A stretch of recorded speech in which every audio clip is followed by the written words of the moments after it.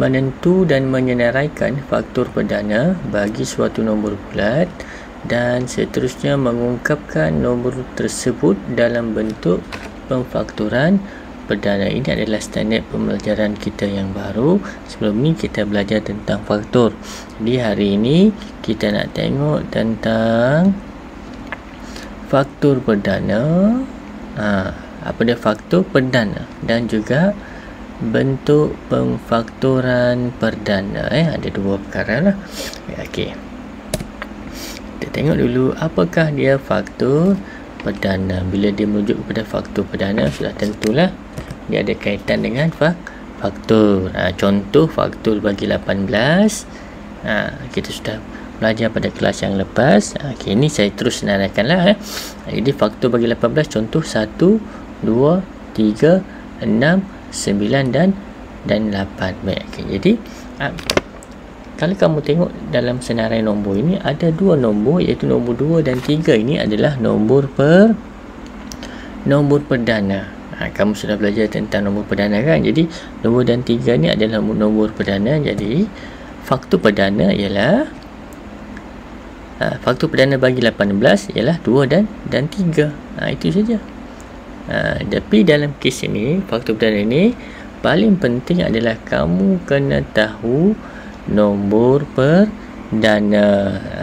Jadi bila sudah kamu dapatkan faktor bagi nombor tersebut, kamu kena pasti antara faktor-faktor tersebut mana adalah nombor perdana lah. Jadi ini adalah boleh imbas QR code ni untuk kamu belajar kaedah menyaring nombor perdana. Ada kaedah dia lah, dalam YouTube ada tunjuk lah. Boleh tengok sini. Baik, okey. Jadi kalau kita teruskan, okey. Jadi sekarang ni saya mau teruskan 2 dan 3 ni adalah faktor bagi 8, faktor perdana bagi 18 kan. Okey. Jadi 2 dan 3 faktor perdana bagi 18. Okey. Cuba kita hasilkan satu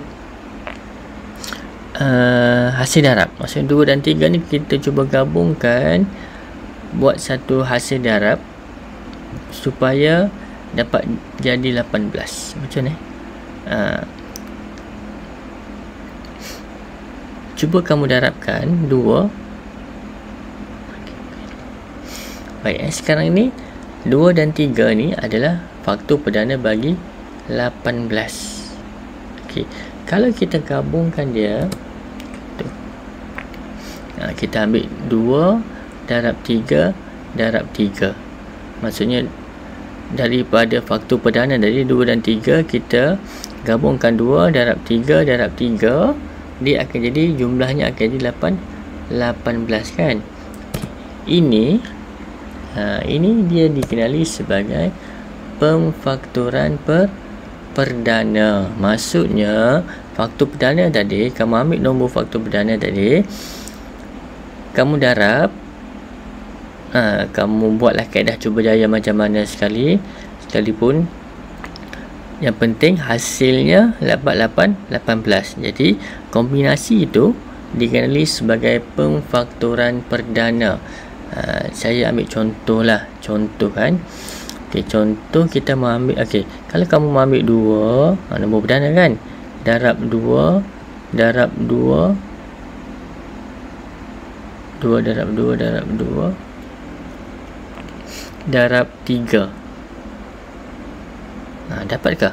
2 darab 2 4, 4 darab 2 8, 8 darab 3 dapat 24. Dia tak jadi kan.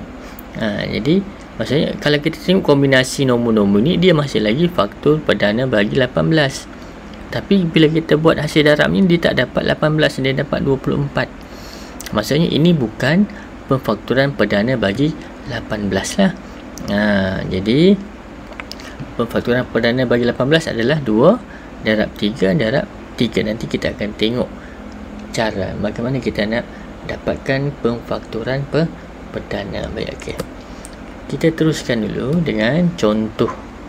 Kita ada contoh 3. Tentukan sama ada nombor yang berikut ialah faktor perdana. Ini senanglah, disuruh tentukan saja. nombor-nombor yang diberi ini adalah faktor perdana bagi 84. Jadi kaedah yang sama lah. Kaedah yang sama dengan kita nak tentukan faktor bagi suatu nombor lah. Cuma yang beza, nombor-nombor yang diberi ini 2, 3 dan 5 ini adalah nombor perdana. Beza Okey. Contoh 84 bahagi 2. 2 ni memang nombor perdana. 84 bolehkah bagi 2 dapat berapa? Okey, bagus. Dapat 42. Maksudnya dapat membagi dengan tepat dan dia adalah nombor perdana, maka jawapannya adalah iyalah. 2 adalah faktor perdana bagi 84. Kita tengok soalan B. Okey, B kita ada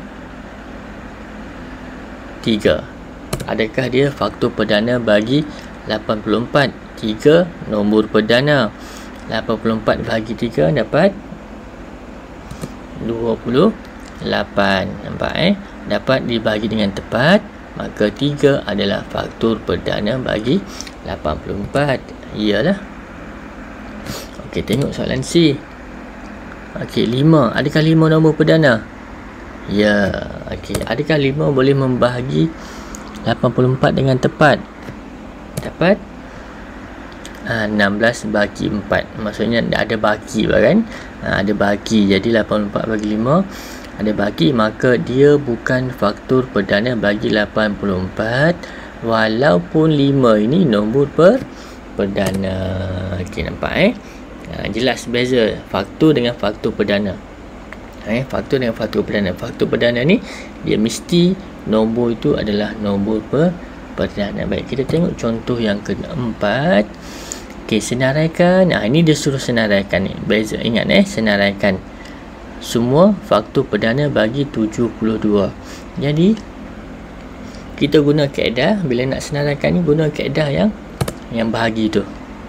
Saya dah ajarkan, kita sudah belajarkan pada kelas yang lepas macam mana nak carikan faktor bagi suatu nombor bulat dalam kaedah senaraikan. Jadi mulakan dengan satu, ingat mulakan dengan satu, sebab satu ini adalah faktor bagi semua nombor.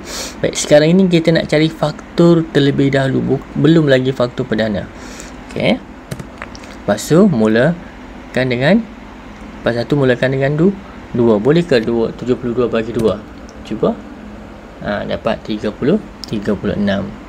Lepas tu mulakan dengan lepas 2 berapa? 3. Bolehkah 72 bagi 3? Boleh, 24. Lepas tu mulakan sambung lagi dengan lepas 3 berapa? 4. Bolehkah 72 bagi 4? Boleh, dapat 18. Lepas tu 5, boleh? Bagi 5, 72 bagi 5. Tak boleh kan? Dia bukan guide nak 5 kan? Ini kamu pun tahulah. Tak boleh 5, kita terus pergi 6. Boleh? Dapat 12. Ada lagi? 72 bahagi 7 boleh? Nampak tak boleh kan? 8 boleh? Cuba 8. Dapat 9. Lepas tu 72 bahagi 9 dapat 8. Benda yang sama, tak payah kamu teruskan lah. Jadi mana faktor bagi 72? Inilah 1, 2, 3, 4, 6, 8, 9, 12, 18, 24, 36 dan 72 itu sendiri. Jadi maksudnya ini adalah faktor bagi 72. Kalau soalan tu dia mau faktor bagi 72, inilah. Tapi sekarang kita nak cari faktor perdana. Jadi kena pastilah antara faktor-faktor 72 ini mana nombor perdana.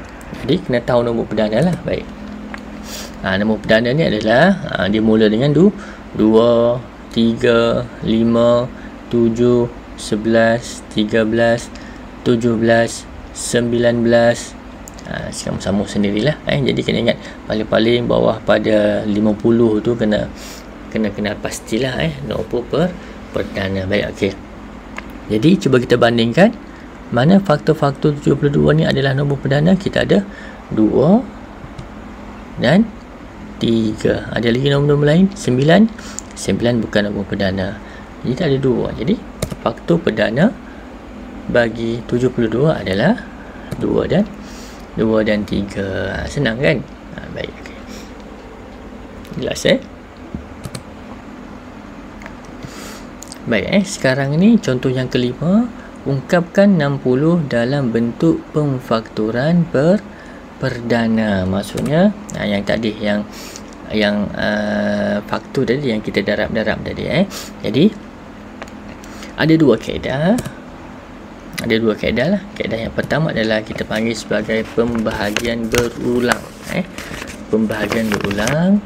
Dan kaedah yang kedua dipanggil kaedah pokok faktor. Kaedah pokok faktor. Baik, okey. Ini kaedah yang kedua. Baik, kita tengok dulu kaedah yang pertama. Macam mana dia nak ungkapkan lah. Okey. Saya ambil pen ni dah. Okey. Jadi kaedah pembahagian berulang ni mulakan dengan buat palang. Bukan palang lah. Nampak? Tulis sini 60. Okey.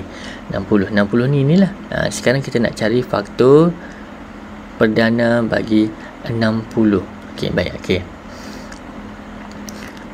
Mulakan dengan nombor perdana yang pertama. Ini kena ingat nombor perdana lah. Nombor perdana yang pertama adalah nombor 2. Ini kaedah ni dia pembahagi pembahagian. Maksudnya ini bahagilah. Dia selalu bahagi berulang-ulang. Nama sudah pembahagian berulang, kita bahagi berulang-ulang. Jadi mulakan buat T begini ni, palang begini ni, 60 bahagi dengan nombor perdana yang pertama. Ini nombor perdana yang pertama, nombor 2. Okey. Jadi 60 bagi 2 dapat 30. Kan? Okey, 30. Lepas tu bolehkah lagi bagi dengan 2? 30 ni. Boleh kan? Bagi lagi 2. Nampak? 30 bagi 2 dapat 15. Okey, pandai 15. Lepas tu 15 boleh kau lagi bagi dengan 2? Tak boleh kan? Okey, lepas tu bila tak boleh, kita pergi nombor perdana yang kedua. Seterusnya, nombor berapa? 3. Nampak? 15 bagi 3 dapat 5. 5 boleh ke bagi 3? Tak boleh salah kan? Pergi ke nombor perdana yang seterusnya, nombor berapa? Nombor 5 lah.